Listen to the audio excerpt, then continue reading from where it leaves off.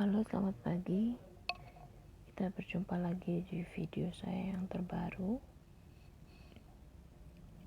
Pada video kali ini saya akan membagikan mengenai cara-cara untuk membantu penyembuhan bipolar, anxiety atau kecemasan dan depresi. Cara yang pertama adalah lakukan aktivitas sehari-hari seperti biasanya. Mengapa kita harus melakukan aktivitas sehari-hari seperti biasanya? Karena pada dasarnya saat kita depresi atau tertekan, kita merasa tidak ingin melakukan pekerjaan atau kegiatan-kegiatan kita sehari-hari seperti biasa. Walaupun hal itu terasa berat, sebenarnya harus dilakukan. Karena dengan melakukan kegiatan sehari-hari, kita mengalihkan pikiran kita dari pikiran-pikiran negatif yang muncul akibat tekanan dan depresi kita. Begitu juga saat fase manik, aktivitas sehari-hari membantu kita menghindari tindakan-tindakan yang dapat kita sesali di kemudian hari, seperti misalnya kebiasaan untuk berbelanja yang berlebihan yang menyebabkan kita mengeluarkan uang dalam jumlah yang banyak. Kedua, lakukan olahraga.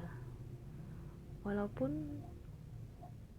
olahraga adalah kegiatan yang paling kita hindari pada saat kita merasa depresi, karena kita merasa olahraga itu begitu menyiksa fisik kita.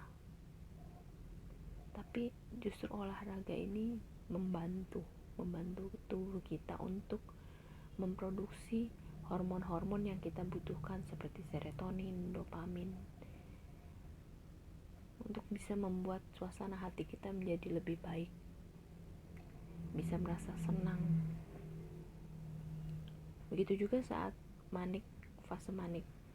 Pada saat fase manik, kita berolahraga membuat tubuh kita terasa lebih segar.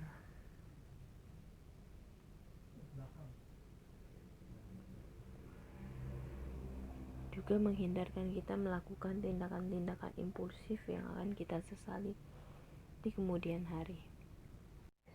Ketiga, lakukan meditasi. Walaupun saat depresi, pikiran akan semakin banyak mengganggu, namun tetap usahakan untuk terus memperhatikan objek meditasi.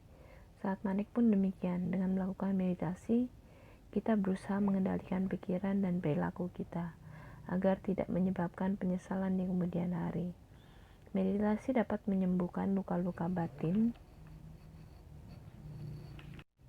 yang tertanam di alam bawah sadar kita tanpa kita sadari, dan juga dapat membuang sampah-sampah batin yang tertanam di dalam alam bawah sadar kita.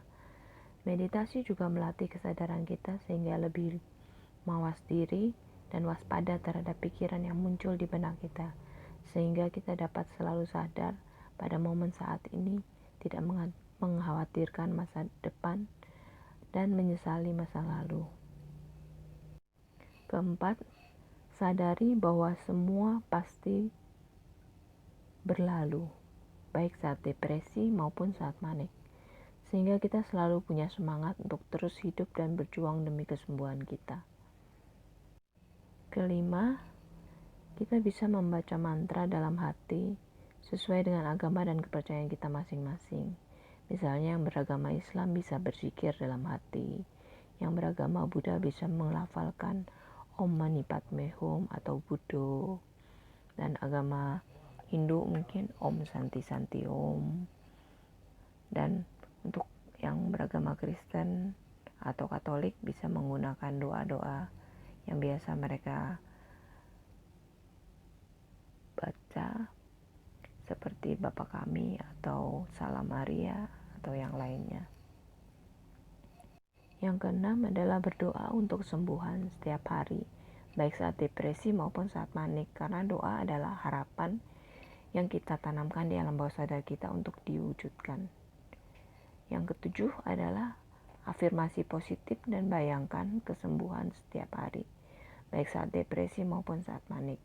Karena dengan afirmasi positif dan membayangkan kesembuhan kita, menanamkan ke alam bawah sadar kita untuk mewujudkan kesembuhan tersebut, yang mana getaran pikiran kita akan dikirim pada semesta untuk diwujudkan. 8. Yakinlah bahwa kita akan sembuh suatu saat nanti dengan membuat rencana kesembuhan sesuai dengan harapan yang kita inginkan, dengan menentukan tanggal kesembuhan kita. Hal ini kita lakukan agar afirmasi dan bayangan kesembuhan yang kita lakukan ada jatuh temponya, sehingga alam bawah sadar akan benar-benar mewujudkannya. Tidak masalah bila suatu saat jatuh tempo yang kita tentukan kita masih belum sembuh, kita dapat merevisi tanggalnya, karena tidak semua rencana kita akan tepat pada waktunya untuk diwujudkan. 9. Selalu bersyukur saat depresi maupun saat manik, karena dengan bersyukur kita akan terus terbiasa melihat sisi positif dari segala hal yang terjadi dalam hidup kita. Ke-10, selalu sadar untuk hidup di saat ini, karena masa lalu sudah berlalu, tidak perlu disesali, dan kesalahan-kesalahan di masa lalu adalah pembelajaran untuk kita agar menjadi pribadi yang lebih baik. Karena tidak ada manusia manapun yang tidak pernah melakukan kesalahan, dan masa depan tidak perlu dikhawatirkan karena belum tiba. Dengan demikian akan sangat-sangat mengurangi beban pikiran kita.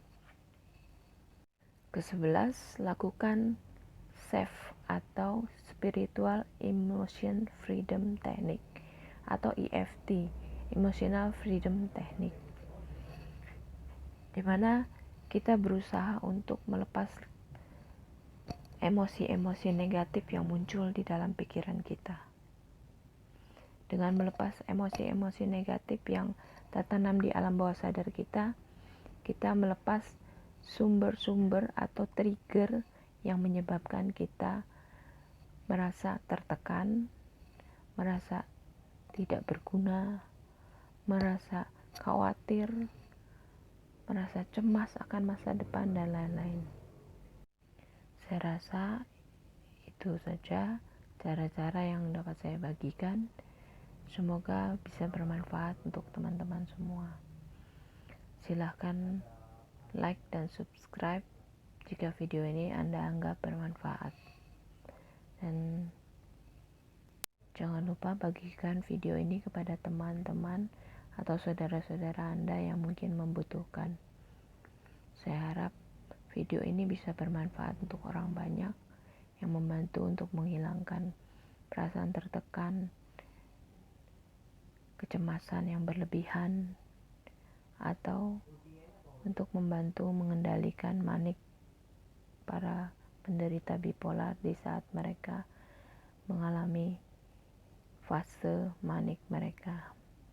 Bisa lebih mengendalikan diri untuk tidak melakukan kesalahan-kesalahan yang mungkin akan mereka sesali di kemudian hari. Saya rasa itu saja. Terima kasih atas perhatiannya. Sampai jumpa di video berikutnya.